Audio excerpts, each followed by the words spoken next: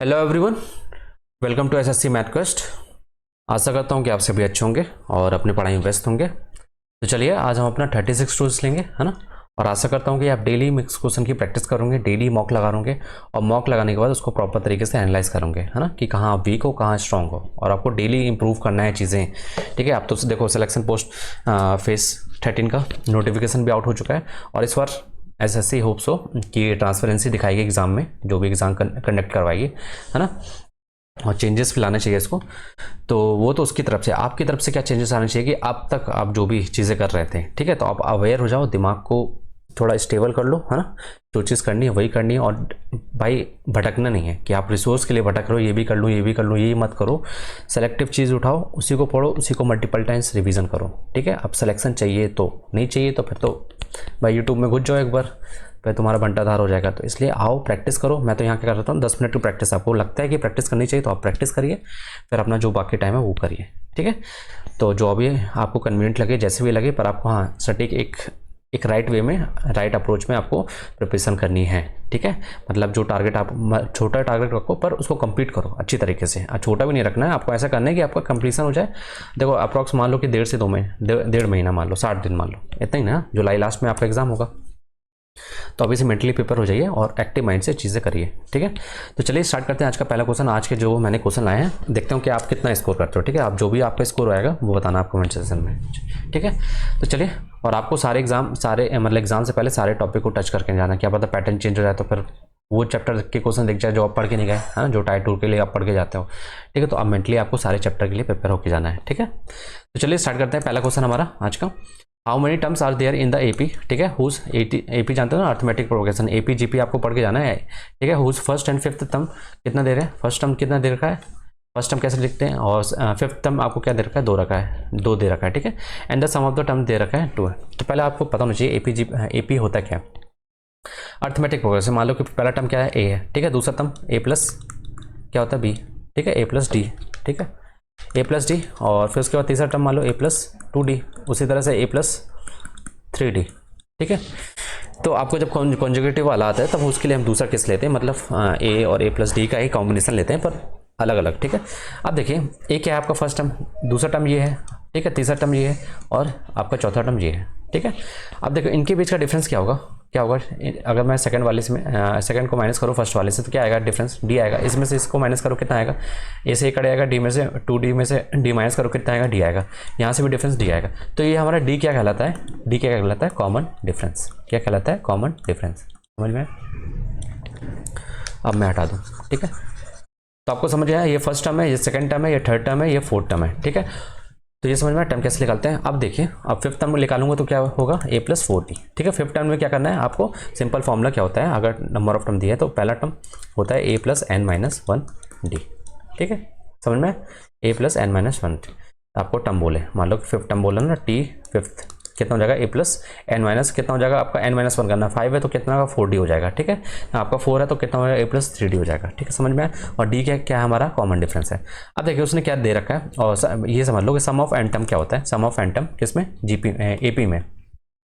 S N से denote कर लो या फिर टी एन से डिनोट कर लो, क्या होता है n/2, ठीक है, 2a प्लस में आपका n-1 आपका d, ठीक है। कॉमन डिफरेंस है, यहाँ 2 है, n/2, बस।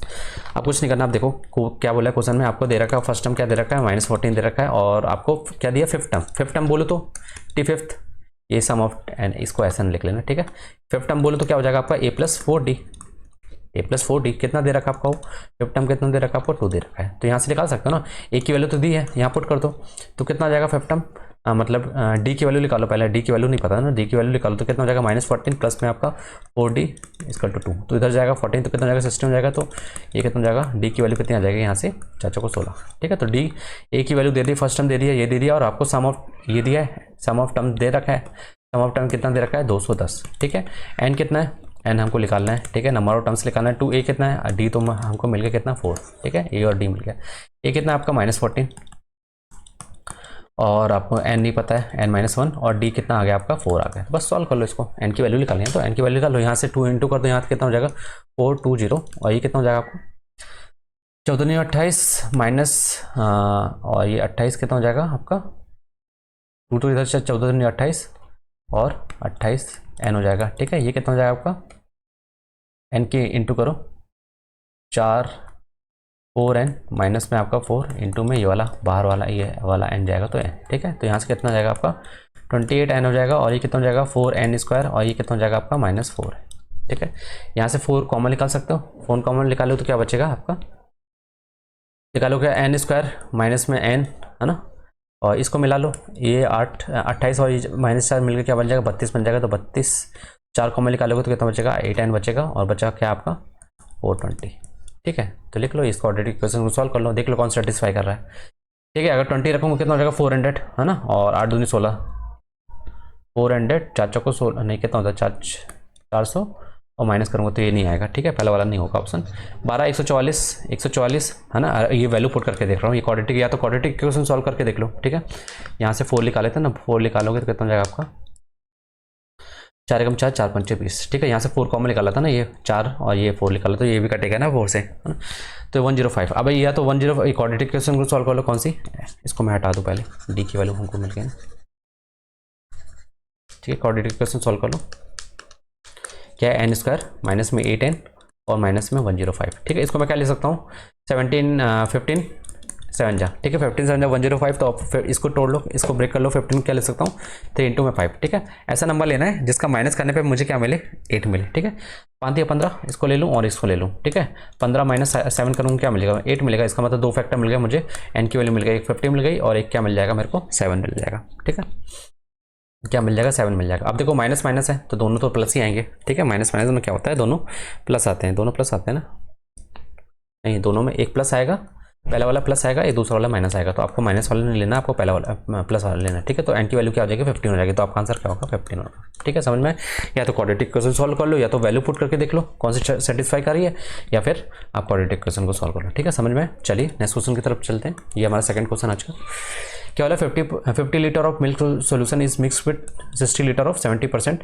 Of the milk solution to produce a new solution having the milk concentration कितना है 50% है। ठीक है, point more than that in the 50 litre solution, find the milk concentration in the final solution. ये बोला है कि जो 50 लीटर सोल्यूशन है हमको नहीं मालूम कितना परसेंट है उसमें मिल्क।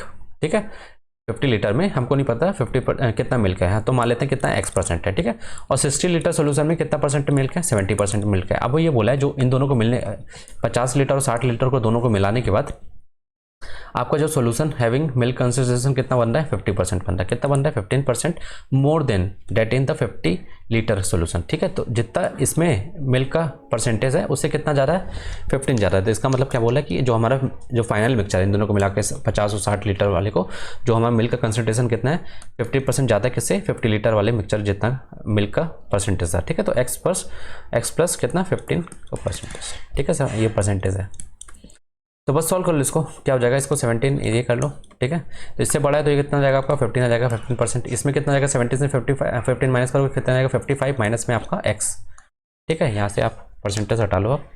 ठीक है, अब ये बताओ ये टोटल इसको मिला के क्या है ये दिया ना इतना इसका है ना, इसका रेशियो कितना हो जाएगा 5 रेशियो कितना हो जाएगा 6 हो जाएगा। ठीक है, सो क्वांटिटी का रेशियो। ठीक है, तो बस आप क्या करो इसका रेशियो अपॉन मिस का रेशियो क्या 55 माइनस में x अपॉन में 15 इसकल टू क्या हो जाएगा इनका रेशियो सॉल्यूशन क्वांटिटी। ठीक है, इसका यही जो आता है आपको क्या होता है क्वांटिटी का रेशियो है ना, तो यही इसी के इक्वल रख दो। इनका रेशियो कितना रहेगा 5:6। बस सॉल्व कर लो, पहले 5 या 15 5 से और ये कितना 2 से कितना 5 2 10 ये कितना हो जाएगा 11 है ना, माइनस में आपका 2x और ये कितना हो जाएगा 25 2x इधर जाएगा तो 25 100 में से 25 माइनस करो कितना हो जाएगा आपका 5 और 10 में 2 गए 8। ठीक है, तो x इक्वल टू कितना हो जाएगा 85 अपॉन में किससे डिवाइड कर दो 2 से कितना होगा 4 दूनी 8 हो गया 2 दूनी 4 हो गया और 5 कितना आ गया आपका x की वैल्यू कितनी आ गई 42.5%। बताना हमको final milk concentration in the final solution का परसेंटेज मिल्क का परसेंटेज कितना था x + 15 और x की वैल्यू कितनी आ गई हमारी 42.5%। 42.5% इसमें प्लस 15 ऐड कर दो 15 ऐड करो कितना हो जाएगा 5 और ये 5 2 7 और ये कितना हो जाएगा आपका 5 सॉरी 5 5 2 7 कुछ गड़बड़ किया क्या 15 है ना, अच्छा 4 1 5 और 6। ठीक है, कितना हो जाएगा 4 1 5 और 6 नहीं सही है 57 होगा ना। 57.5 है ना, मेरे को ध्यान एक कैरी लगा। ठीक है, तो कितना हो जाएगा आपका 57.5। ठीक है, समझ में। तो आपको दिया था 50 लीटर, जिसमें से हमको मिल्क का परसेंटेज नहीं दिया था। ठीक है, उसके बाद 60 लीटर में दिया रहा था मिल्क का परसेंटेज कितना था 70%, तो हमने एलिगेशन लगाया। अब उसने बोला जो फाइनल मिक्सर है वो क्या होगा, उसमें जो मिल्क का परसेंटेज वो क्या है कि जो पहले 50 लीटर वाले में जितना मिल्क का परसेंटेज उससे 15 ज़्यादा, तो मैंने क्या लिखा x+15 लिख लिया। ठीक है, उसके बाद जब एलिगेशन लगाया तो यहाँ क्या आ गया 55 - x और ये 5, और इनका जो मिक्सर का जो रेशियो मतलब जो क्वांटिटी है किस रेशियो में 5:6, तो इन दोनों को रेशियो को इक्वेट कर दिया, तो यहाँ से मुझे x की वैल्यू मिली। ठीक है, तो x की वैल्यू लिख ली, तो मैंने फाइनल कंसंट्रेशन निकाल लिया मिल्क का। समझ में। तो चलिए आगे बढ़ते हैं नेक्स्ट क्वेश्चन की तरफ। हमारा थर्ड क्वेश्चन जो कि वेरी वेरी वेरी इंपॉर्टेंट है भाई, इसको जितना भी रट लो, इसको जितने मतलब मल्टीपल टाइम्स रिवीजन नहीं करके जाओगे ना, तो इसके फॉर्मूले आपको सारे फॉर्मूले रटने होने चाहिए। ठीक है, तो चलिए पहले इसके मैं सारे फॉर्मूले आपको बताता हूँ। तो पहला फॉर्मूला ये है आपका, याद रखना है AQ + BQ + CQ। ठीक है, माइनस में 3ABC, इसका टू क्या होगा A + B + C, और फिर क्या होगा A² + B² + C², है ना, माइनस में AB - BC और क्या आपका C है। सुन में। दूसरा A + B +, ठीक है, C equal to half of किसके, हाँ इसका इसी का डायरेक्ट फॉर्मूला होता है क्या, A - B का होल स्क्वायर। ठीक है, प्लस B - C का होल स्क्वायर प्लस में आपका C - A का होल स्क्वायर। समझ में। उस तरह से फिर आ जाओ, चार फॉर्मूले आपको एकदम दिमाग में रटे होने चाहिए। ठीक है, आप एक और रख रखो, A + B + C का होल स्क्वायर माइनस में 3AB + BC + CA। ठीक है, एक और A + B + C हाफ में आपका कितना 3A² + B² + C²।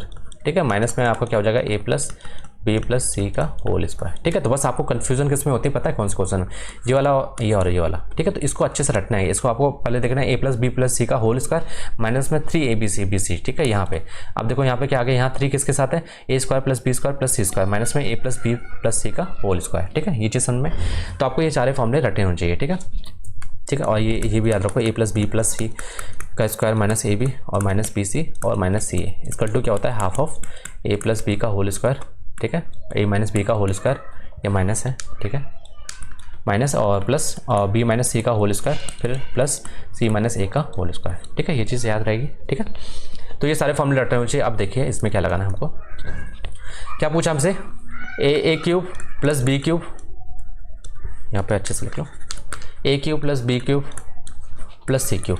अब आपको देखना कौन सा फॉर्मूला लगेगा। आपको क्या दिया है A + B + C दिया है और A² + B² C²। ठीक है, तो आपको कौन सा फॉर्मूला लगाओगे, बताओ कौन सा लगाओगे, इसमें से कौन सा लगाओगे, कहाँ गया, इसमें से कौन सा लगाओगे, मैं ये वाला लगाऊंगा क्योंकि हमको AB + BC ये वाला तो दिया नहीं, टर्म कौन सा दिया, ये वाला टर्म दिया और ये वाला टर्म दिया, तो मैं इन दोनों को यूज़ करूँगा। ठीक है, तो बस सॉल्व करिए। तो क्या होता है 3ABC, इसकी वैल्यू निकालनी है तो मैं इसको x मान लेता हूँ। ठीक है, और ये कितना हो जाएगा आपका ABC कितना होता है A, मैं फॉर्मूला लिख देता हूँ A + B + C इंटू में आपका क्या होगा 3A² + B² + C² माइनस में आपका A² + B², अरे सॉरी A + B + C का होल स्क्वायर। ठीक है, समझ में। अब इसकी वैल्यू पुट कर दो, 3A² + B² कितना देखा 38 देखा, तो 8 × 24 3 × 9 तो 11। ठीक है, कितना दे रहा है A + B + C कितना दे रखा है 10 दे रखा है, 10 का इसका कितना हो जाएगा 100 हो जाएगा बस।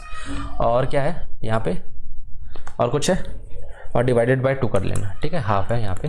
ठीक है, डिवाइडेड बाय क्या है 2 है, डिवाइडेड बाय 2 है ना यहाँ पे, ये क्या है डिवाइडेड बाय 2। ठीक है, तो ये चीज़ ध्यान रखना है।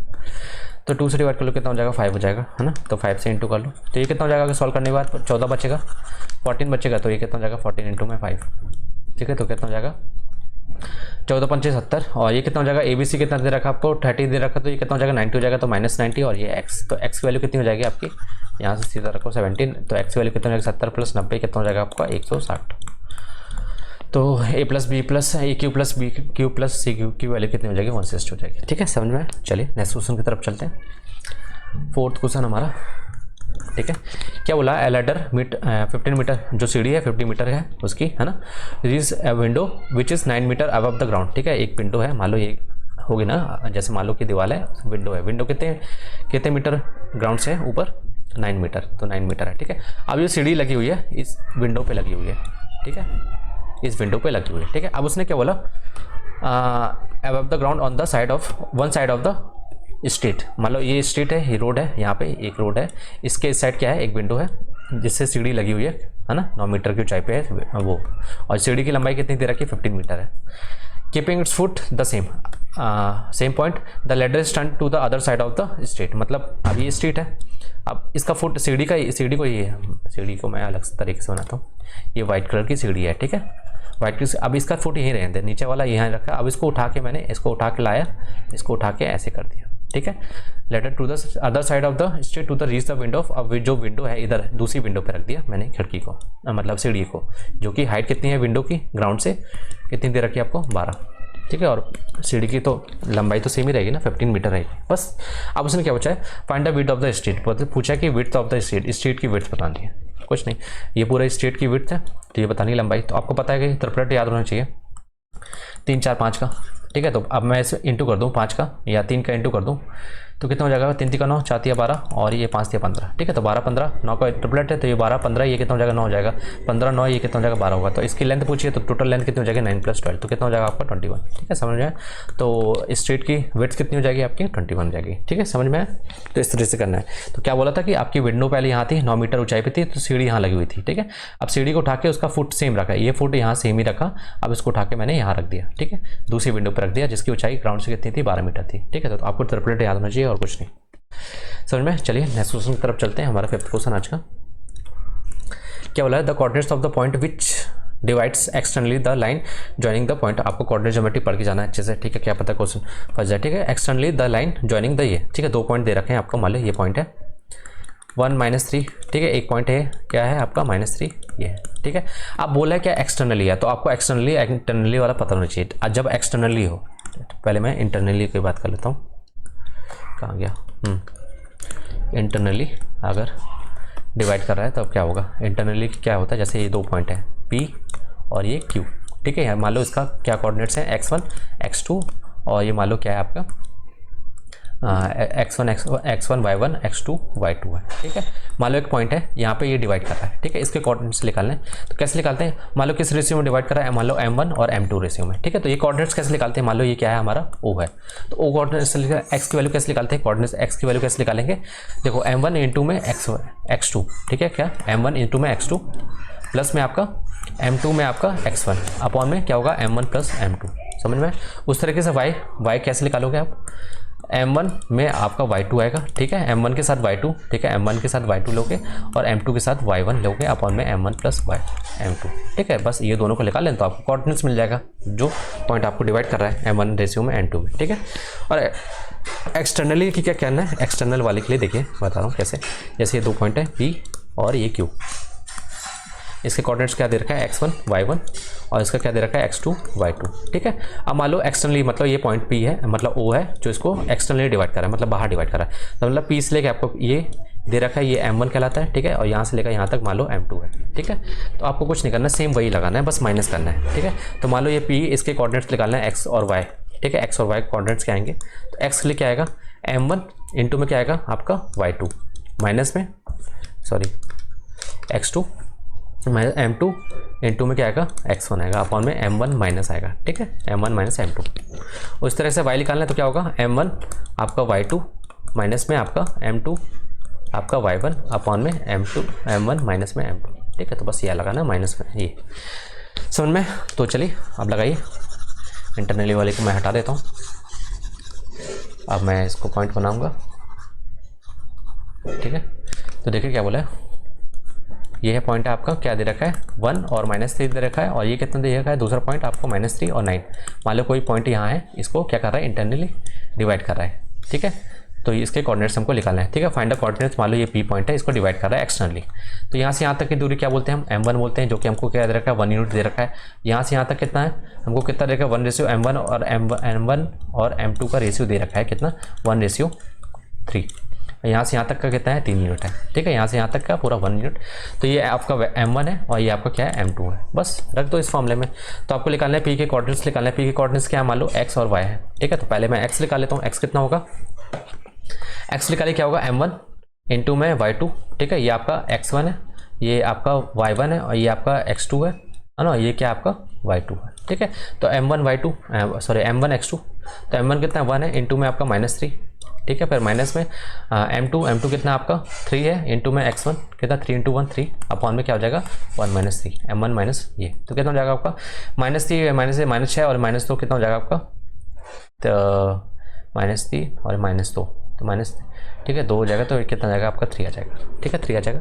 अब y1 निकाल लो, तो m1 इंटू में y2 m1 y2 कितना m1 1 इंटू y2 कितना आपका 9 है, ठीक है। फिर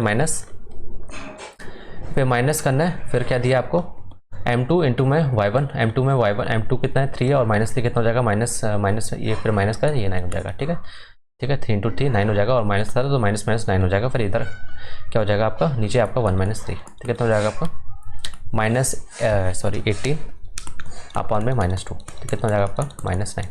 तो x कितना आ गया 3 आ गया, और y कितना आ गया 9। कोऑर्डिनेट्स क्या हो जाएंगे p कोऑर्डिनेट्स क्या है x और y, तो क्या हो जाएगा आपका 3 और -9, ठीक है। तो आपको कौन सा आंसर हो जाएगा ए वाला, ठीक है। तो बस आपको ये पता होना चाहिए, फॉर्मूला पता होना चाहिए, कोई भी कोऑर्डिनेट्स निकालना है जो इंटरसेक्ट कर रहा है एक्सटर्नली इंटरनली, आपको पता होना चाहिए x और y कैसे निकालना, ठीक है समझ में। चलिए नेक्स्ट क्वेश्चन की तरफ चलते हैं। 6th क्वेश्चन हमारा आज का क्या बोला है, स्ट्रेट लाइन जॉइनिंग द 2 क्या 2 पॉइंट्स है, मान लो स्ट्रेट लाइन है 2 पॉइंट्स है, तो आपको पता है ना कैसे निकालते हैं, ये होता है y इंटू में y1 है ना अपॉन में x माइनस में आपका x1 इसकल टू क्या होता है x y2 माइनस y1 और x2 माइनस आपका क्या होगा x1 होगा, ठीक है। ये आपका x1 है, ये y1 है, और ये क्या है आपका x2 है, और ये x2 है, ये क्या है y2 है, ठीक है। तो इस फॉर्म में रख के आप लाइन की इक्वेशन निकाल सकते हैं, पर हमको क्या बोला कि perpendicular to the line joining the ये, ठीक है। अब ये बताइए 2 लाइन की इक्वेशन में अगर बताऊं ax + by ये लाइन की इक्वेशन होती है इक्वल टू 0, ठीक है। दूसरा पहली लाइन की इक्वेशन है, दूसरी लाइन की इक्वेशन लिखो मैं अगर, या इसमें ax + by, ठीक है a1 b1 और c1 मान लेना, ठीक है। a2x + b2y है ना प्लस में आपका c2, तो ये 2 लाइन की इक्वेशन अगर ये मान लो कि परपेंडिकुलर है, अगर 2 पॉइंट से बनाने वाली 2 पॉइंट से जोड़ने वाली लाइन को हम लाइन ही बनेगी ना, लाइन की इक्वेशन निकालते हैं अगर वो आपस में परपेंडिकुलर, तो इसका मतलब क्या होता है कि उनका जो स्लोप का प्रोडक्ट होगा, इसका मान लो स्लोप m1 है, इसका स्लोप कितना है m2 है, तो इन दोनों का जो प्रोडक्ट होगा कितना होगा -1 होगा, ठीक है क्या होगा -1 होगा। और जब पैरेलल होती है लाइन तब क्या होता है m1 = क्या होता है m1 = m2 होता है, पैरेलल मतलब स्लोप आपके इक्वल हो जाते हैं, ठीक है। अब देखिए अब 2 पॉइंट हैं, 2 पॉइंट्स निकालने वाला स्लोप कैसे निकालते हैं, पहला पॉइंट ये है ना ये 2, तो इसका स्लोप कैसे निकालते हैं आपका ये वाला पार्ट, ये इक्वल टू क्या होता है आपका स्लोप होता है, ठीक है। तो y2 माइनस में y1 अपॉन में x2 माइनस में x1, ठीक है। तो पहले वाले का स्लोप निकाल रहा हूँ जो इस 2 पॉइंट से, ठीक है 2 और 4 माइनस कितना आ जाएगा आपका, सॉल्व करो ज़रा। तो x2 y2 कितना दे रखा है आपको, y2 कितना रखा है 4 दे रखा है, -4 रखा है, और y1 कितना दे रखा है, y1 कितना आपका -4 है, ठीक है। अपॉन में क्या हो जाएगा x2 कितना दे रखा है 4 है, और ये कितना 2 है, तो कितना हो जाएगा -8 अपॉन में 2 -8 अपॉन में 2 कितना हो जाएगा -4 हो जाएगा, ठीक है। उसी तरह m2 निकालो, m2 सेम y2 माइनस में y1 अपॉन में x2 माइनस में x1, ठीक है। तो m2 किसके लिए निकालेंगे 2 पॉइंट्स, कौन सी 2 पॉइंट्स 16 और 4 और 8 और z, इन दोनों पॉइंट से गुजरने वाली लाइन का स्लोप में हम बता रहे हैं कितना होता है m2 निकालें कैसे y2 माइनस y1, ये आपका x1 है, ये y1 है, ये आपका x2 है, ये कितना है आपका y2 है, ठीक है। तो निकालो y2 क्या है इसमें 2 है, सॉरी z है, जो कि हमको z की वैल्यू फाइंड करनी है, तो z माइनस आपका क्या हो जाएगा, z माइनस में आपका कितना हो जाएगा 4 है ना, z माइनस में आपका 4 अपॉन में क्या हो जाएगा 8 माइनस में 16, तो z -4 अपॉन में 8 - 16 कितना हो जाएगा -8, ठीक है।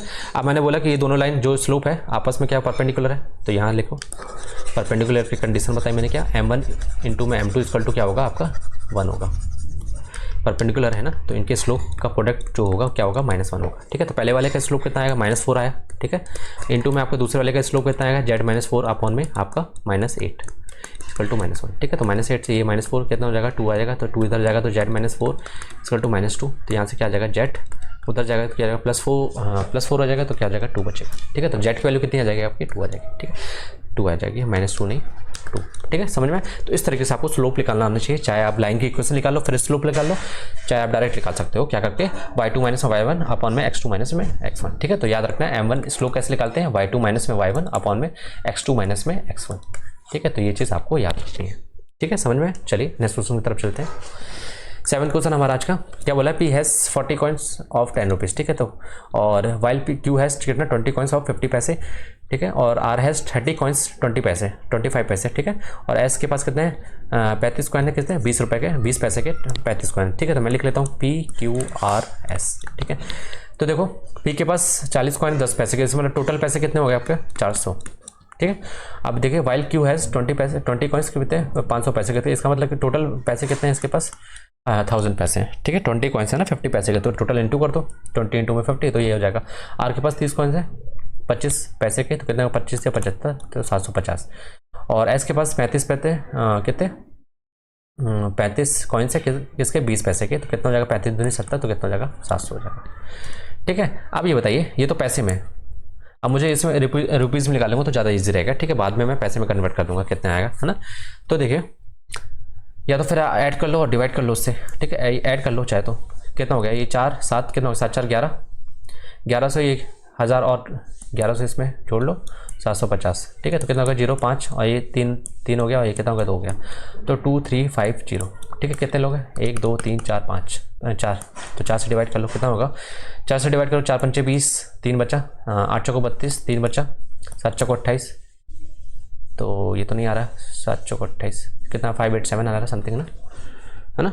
और व्हाट इज़ द एवरेज पैसे पर पर्सन, एवरेज पैसे पर्सन क्या होगा, एवरेज पर्सन क्या होगा कि 4 पंचे 20 इतना ही आएगा ना 2 3, ठीक है। ये 1000 है, ये 700 है, ये 1100 है, ठीक है। तो 7 4 कितना हो गया 1100 हो गया, है ना 1100 हो गया, और 750 ऐड किया तो सही तो है ना 0 5, और ये कितना आपका 7 ये 7 है, ठीक है 7 है, तो ये कितना होगा आपका 8 होगा, ठीक है। यहाँ लिख लेना 8, इसको काटो पहले, कितना 2850, ठीक है अपॉन में 2 4 से, तो कितना 7 4 7 जा 4 7 जा, फिर उसके बाद 5 4 बन जा, और उसके बाद 1 कैरी 4 दूनी 8, फिर उसके बाद फिर 4 दूनी 8, है ना 4 दूनी 2, फिर 4 पंचे 20, कितना आएगा 712.5, तो आपका आंसर नहीं है तो 930 आ जाएगा, ठीक है आपका आंसर, ठीक है। कुछ नहीं करना था, टोटल पैसे निकालना था, फिर उसके बाद एवरेज निकालना था, एवरेज निकालने के सम कर दो, अपॉन में क्या कर दो टोटल कितने 4 हैं, तो 4 से डिवाइड कर दिया मैंने, ठीक है। तो आपको एवरेज पैसे पता चल जाएंगे, ठीक है पर पर्सन, ठीक है। चलिए नेक्स्ट क्वेश्चन की तरफ बढ़ते हैं। हमारा 8th क्वेश्चन आज का क्या बोला है, इन टेस्ट कंसिस्टेंट कितना 500 क्वेश्चन है, ठीक है। Neelam answer 70% of the first 20 question correctly, ठीक है। तो मतलब टोटल कितने 500 क्वेश्चन थे, जिसमें से 200 में से उसने कितने करेक्ट क्वेश्चन किए 70%, ठीक है। 200 क्वेश्चन में से 70% क्वेश्चन ही सही किए। और what percent of the other 300, अब 300 क्वेश्चन में कितने उससे सही किए हैं ये बताना है। Does the seat need to answer correctly to get the total कितना 80%, तो टोटल कितना चाहिए 80% चाहिए ना, टोटल कितना चाहिए 80%, ठीक है। अब बताना है कि 300 में से उसको कितना लाना चाहिए, तब जाके ओवरऑल कितना 80% बने, तो इसको मान लेता हूँ x%, ठीक है। तो यहाँ से निकाल लो, एलिगेशन लगा लो, तो कितना हो जाएगा ये 10 हो जाएगा, ठीक है। ये कितना हो जाएगा आपका x, ये बड़ा होगा तो x माइनस कितना हो जाएगा 80 हो जाएगा, ठीक है। अब यहाँ से आपको दिख रहा है यहाँ से कितना टाइम से ये 30, तो यहाँ से कितना टाइम से हो जाएगा 30 टाइम्स हो जाएगा, तो x माइनस में 80 इंटू में आपका 30 इसकल टू कितना 200, तो 30x कितना 8 से 24 00 200, तो 24 इतना जाएगा तो कितना हो जाएगा 2600, है ना। तो x की वैल्यू कितनी आ जाएगी 30 से डिवाइड कर लो, कितना हो जाएगा 8 से 24 2 बचा 36 था, तो 86 पॉइंट समथिंग आएगा, तो आपका आंसर क्या हो जाएगा 86.67, ठीक है। तो इस तरीके से आपको सॉल्व करना है, ठीक है। तो ये क्या समझ में आया ना, क्या बोला कि 500 क्वेश्चन में से 200 क्वेश्चन में से कितने उसने सही किया 70% क्वेश्चन सही किया, और 300 क्वेश्चन में से हमको नहीं पता था, तो जो निकालना था ओवरऑल कितना सही किया उसने 80% क्वेश्चन सही किया, ठीक है। तो उसको 300 में से कितने क्वेश्चन सही करने होंगे, तो वो निकालना था आपको एक्स की वैल्यू, ठीक है। तो कितना 86.6%, ठीक है समझ में। चलिए नेक्स्ट क्वेश्चन तब चलते हैं। 9th क्वेश्चन हमारा आज का, शांतनु बोरोड कितना 300 रुपये 30,000 रुपये बोरो मनी लेंडर से मांगा उसने, he pays interest at the rate of 12% for the one loan, ठीक है, और 14% for the another loan, the total interest pays for the entire कितना इतना, ठीक है। तो उसने कितना बोरो किया 30,000, ठीक है, जिसमें से कुछ पैसे ही पे इंटरेस्ट एट द 12% पे पे किया फॉर वन लोन, और एक 14% पे किया, ठीक है। अब उसने क्या बोला total interest pays for the entire कितना, टोटल इंटरेस्ट कितना पे किया, तो देख लेता हूँ इंटरेस्ट कितना परसेंट है टोटल का, ठीक है। तो 3720 अपॉन में 30% कितना परसेंट है, इंटू में आपका क्या करो 100 से इंटू कर दो, ठीक है। तो 100 से इंटू करोगे तो 3 जीरो यहाँ और 1 जीरो 3 जीरो गए, और 3 से डिवाइड कर लो कितना हो जाएगा आपका 3 कम 3 और 3 दूनी 6 और ये कितना 4 12, तो ये 12.4। तो ओवरऑल कितना बना उसका कितना तो परसेंट है टोटल, जो इसका इंटरेस्ट है ओवरऑल कितना परसेंट है, कितना है 30,000 का कितना परसेंट है आपका 12.4% है। ठीक है, तो ये भी इंटरेस्ट है, ये भी इंटरेस्ट है 14% और 12%, तो ओवरऑल कितना है उसको इंटरेस्ट पड़ा जो ब्याज मिला 12%। तो एलिगेशन निकाल लो, तो कितना जगह कितना ये माइनस करो कितना 0.4 आ जाएगा और ये कितना जाएगा आपका 1.6 आ जाएगा। ठीक है, 14 में से माइनस करोगे 12.5 तो कितना जाएगा 1.6, पॉइंट से पॉइंट हटा दो 4 16 तो 4:1।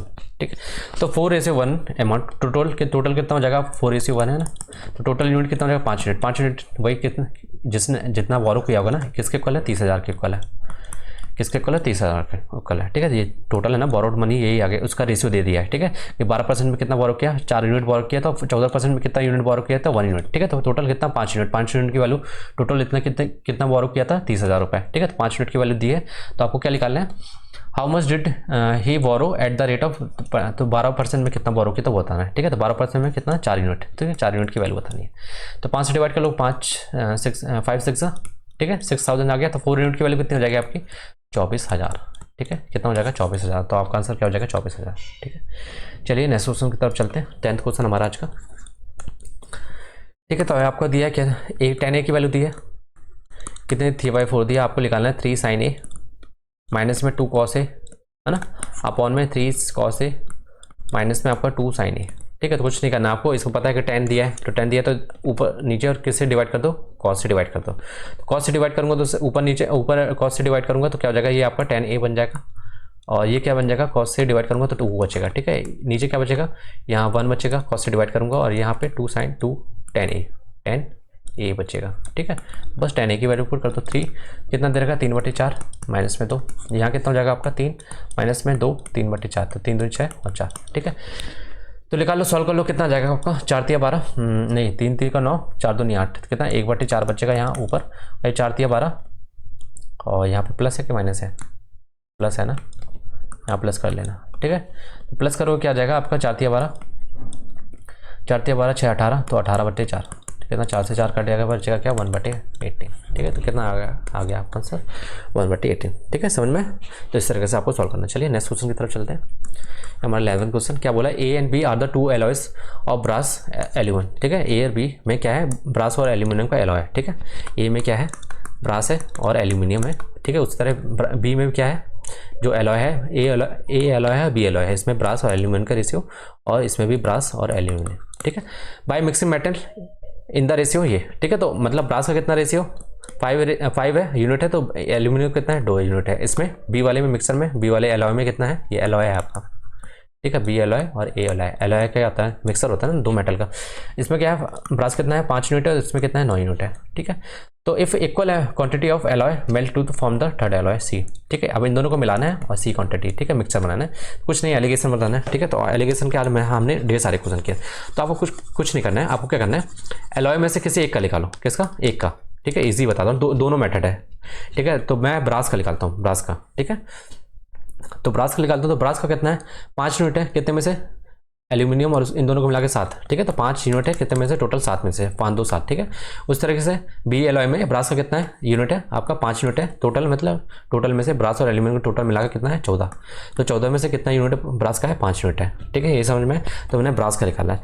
अब देखिए, अब उसने क्या बोला है कि if the equal quantity of alloy, मतलब इसका भी 1 यूनिट और बी एलॉय का भी 1 यूनिट मिलाएंगे, तो बस कुछ नहीं करना है। अब इसमें एवरेज कॉन्सेप्ट लगा रहा हूँ। ठीक है, एवरेज कॉन्सेप्ट, तो टोटल कितना है 1 यूनिट, तो 1 यूनिट इसका एलॉय का कितना लगेगा 5/7। ठीक है, ब्रास का बता रहा हूँ, तो कितना हो जाएगा 1 इंटू में 5/7। ठीक है, इसमें कितना 1 यूनिट लेना है, कितना प्लस में 1 इंटू में 5/14। ठीक है, मिला के टोटल कितना इसका 1 यूनिट इसका यूनिट, टोटल कितना आपका 2 यूनिट। ठीक है, तो बस इसको सॉल्व कर लो, कितना हो जाएगा आपका 14, ये कितना हो जाएगा 5 2 10 और 15 ये 14, तो 14 नहीं 28 2 है ना नीचे, तो कितना हो जाएगा 14 इंटू में 2। ठीक है, तो 15/28, तो ये तो आ गया टोटल क्वांटिटी। तो ये देखो 15/28 क्या है, ये टोटल में से आपको ब्रास की क्वांटिटी मिली है, पर हमको क्या बताया find the ratio of the brass to aluminium. अब ये टोटल था, ब्रास तो कितना है ब्रास 15 है, तो वो क्या बोलते हैं आपका एल्यूमिनियम कितना होगा, एल्यूमिनियम कितना होगा 28 में से 15 माइनस कर तो कितना हो जाएगा 13, तो एल्यूमिनियम क्वांटिटी कितना हो जाएगी 13 हो जाएगा। तो आपको रेशियो बताना है, तो ब्रास और एल्यूमिनियम का मिक्सर में टोटल मिलाने के बाद कितना होगा, ब्रास 15 होगा तो एल्यूमिनियम कितना होगा 13 होगा। ठीक है, तो 15:13 होगा आपका आंसर। समझ में? तो जब भी आप एक का निकालोगे ना, एक का मान के चलोगे तो आपको मिलेगा क्या, टोटल में से मिलेगा, ठीक है। तो टोटल में से आपको पहले माइनस करना है। अगर टोटल में से आपको पूछता है तो कितना है ये आप बता दो 15 है, पर आपसे पूछा है क्या है, ब्रास और एल्यूमिनियम का रेशियो होता है, तो टोटल में से आप माइनस कर लोगे ब्रास का, तो आपको क्या मिल जाएगा, एल्यूमिनियम का क्वांटिटी मिल जाएगा। समझ में? तो कितना हो गया, 15:13 हो गया, ठीक है। तो चलिए देखिए हमारा आज का लास्ट क्वेश्चन है ना, क्या है, find the smallest number of 5 digit which is exactly divisible by 113। कुछ नहीं करना है, स्मॉलेस्ट मान लेता हूँ कि यही है, ठीक है। इसको डिवाइड करता हूँ कि अप्रॉक्स कितना जाता है, ठीक है। तो मान लो 9 से जाऊँ तो 9 3 27 बचा 2, 9 2 11, ये ज़्यादा हो जाएगा, ठीक है। 8 टाइम्स आता हूँ, कितना हो जाएगा, 9 3 8 3 24, 2 बचा, 8 2 10 और कितना 9, ठीक है। कितना बचेगा 6 और ये कितना बचेगा 96, ये 0, ठीक है। फिर 8 टाइम्स आओ, कितना हो जाएगा 904, तो कितना बचेगा आपका 6 बचेगा, ये कितना बचेगा 5, तो 56 बचा। कुछ नहीं करना है, 113 में से 56 माइनस कर दो, कितना बचेगा 113 में से 56 माइनस कर दो, कितना आ जाएगा आपका 57, ठीक है। तो 57 क्या करना है, 10,000 में आपको 57 जोड़ देना, आपका आंसर हो जाएगा, ठीक है। तो कौन सा आंसर होगा, या तो आप ये कर सकते हो कि 113 में अप्रॉक्स जाओ, इसके पास 5 डिजिट नंबर के पास जाओ। कैसे जाओगे, मैं मान लेता हूँ 90, इसका इंटू करूँगा 113 से इंटू 90 करूँगा, क्यों कर रहा हूँ देखिए, 0 9 3 27, 2 कैरी, 9 2 11, 1 कैरी, ठीक है, 9 1 2, ठीक है। कितना गया, अभी तो ये ज़्यादा हो गया ना, 5 डिजिट नंबर हमको स्मॉलेस्ट चाहिए, तो मैं क्या करूँगा, इसमें से 113 एक बार माइनस कर दूँगा, ठीक है। तो 1 क्योंकि 170 है, 170 आ रहा है, तो एक बार 113 को माइनस कर दो, कितना हो जाएगा, ये 7 बचा, ये 6 में से गया 5, ये बाकी ये 0, ठीक है। ये कितना हो जाएगा, 0 हो जाएगा, 0 ये 1, तो कितना हो जाएगा 11057, ठीक है। चाहे आप नियरेस्ट करके जा सकते हो, चाहे आप डिवाइड करके देख लो कितना बचा रिमाइंडर, और फिर इसमें से जो जिससे डिवाइड कर रहे हैं उसे माइनस कर दो, जितना बचेगा उतना आपको ऐड कर देना डिविडेंड पे, ठीक है, समझ में? तो ये थे हमारे आज के क्वेश्चन। तो आपको मज़ा आया होगा, आपने कितना स्कोर किया, कितने क्वेश्चन आपको अटेम्प्ट हुए, है ना। आपको सारे कॉन्सेप्ट कवर करके जाना है, चाहे एपी जीपी चाहे कोई से भी चैप्टर हो, कोऑर्डिनेट ज्योमेट्री को भी पढ़ के जाना है। तो इस तरीके से प्रैक्टिस करते रहिए, सारे चैप्टर को अच्छी तरीके से पकड़ बनाइए, है ना। वो कब आएगा, जब आप मिक्स क्वेश्चन की प्रैक्टिस करोगे, ठीक है। तो बस इतना करना है, आपको रिजल्ट देखने को मिलेगा, ठीक है। तो चलिए मिलते हैं नेक्स्ट वीडियो में, तब तक के लिए बाय, टेक केयर।